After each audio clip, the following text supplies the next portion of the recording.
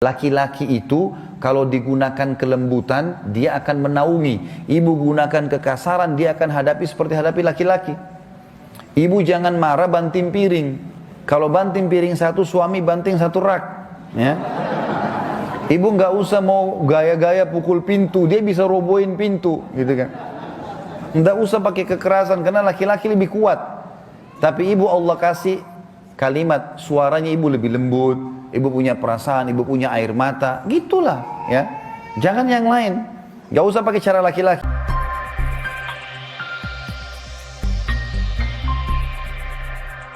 Sekarang 4 wanita ahli neraka. Yang pertama, istri yang lisannya tajam, senantiasa mencaci dan menyalahkan suaminya. Bila suaminya gaib, maka ia berkhianat. Dan bila sedang di rumah, maka ia terus menyakiti suaminya dengan lisannya. Jadi harusnya hati-hati.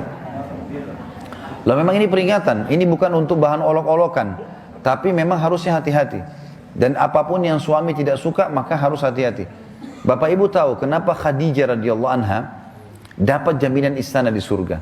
Jadi pernah satu kali Khadijah radhiyallahu anha saking cintanya dengan Nabi SAW dan taunya bagaimana taat dengan suami, sampai tidak pernah Khadijah radhiyallahu anha mendahului perkataan Nabi SAW. Tidak pernah. Nabi kalau sudah bicara baru Khadijah jawab. Tidak pernah Khadijah lebih dulu bertanya.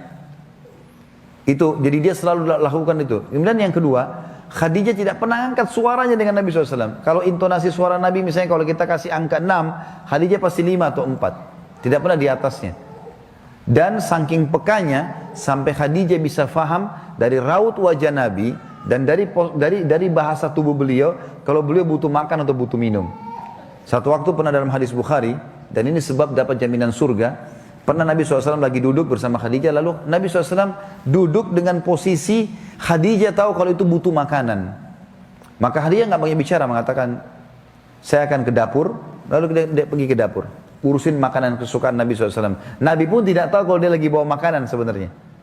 Jadi ini saking pekahnya. Begitu Khadijah lagi mau datang ke kamar, Jibril datang dari langit alaihissalam, dan Jibril berkata, hai Muhammad, sebentar lagi istrimu Khadijah akan datang, sampaikan salam Tuhannya. Allah kirim salam sama Khadijah, dan salamku juga. Jibril kirim salam. Ini lihat ibu-ibu luar biasa. Salamku juga sama dia, dan sampaikan kepadanya berita gembira kalau dia akan dapat istana di surga. Gara-gara apa? Pelayanannya sama suaminya nih. Istana surga yang terbuat dari mutiara dan tidak ada keributan di dalamnya. Kenapa tidak ada keributannya? Karena memang luar biasa. Khadijah pun tidak pernah buat ribut dalam rumah tangganya. Maka Allah berikan itu. Makanya ini poin penting harus digarisbawahi. Dan yang paling berbahaya memang dari perempuan, ibu-ibu hati-hati lisannya. Kontrol lisan. Karena kapan intonasi suara dan kalimat ini keluar kasar, ibu sedang hadapin suami. Laki-laki itu kalau digunakan kelembutan, dia akan menaungi. Ibu gunakan kekasaran, dia akan hadapi seperti hadapi laki-laki. Ibu jangan marah banting piring. Kalau banting piring satu, suami banting satu rak. Ya. Ibu nggak usah mau gaya-gaya pukul pintu, dia bisa robohin pintu, gitu kan. Nggak usah pakai kekerasan, karena laki-laki lebih kuat. Tapi ibu Allah kasih kalimat, suaranya ibu lebih lembut, ibu punya perasaan, ibu punya air mata, gitulah ya. Jangan yang lain, gak usah pakai cara laki-laki, berbahaya. Yang kedua adalah istri ahli neraka ya, perempuan, istri yang membebani suaminya di luar kemampuannya.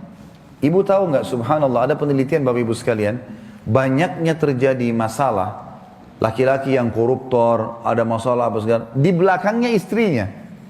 Penelitian itu, secara global persentasi terbesar laki-laki yang buat kriminal dan kesalahan di belakangnya ada istrinya.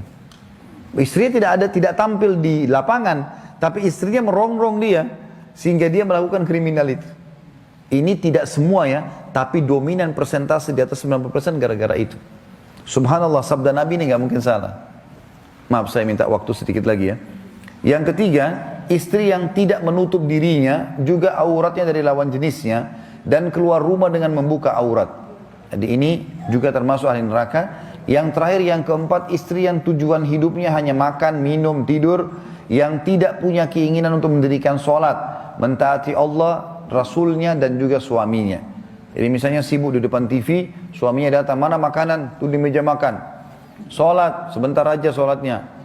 Gara-gara sinetronnya, gara-gara filmnya, gitu kan. Maka ini ahli neraka ini, hati-hati. Ya. Kemudian ada hadis yang lain kata Nabi SAW, kita sudah selesai tadi 4 ahli neraka, 4 ahli surga. Hadis yang lain, tidak ada seorang istri pun yang meninggal dunia, lalu suaminya ridho kecuali ia pasti masuk surga. Ada jaminan di sini.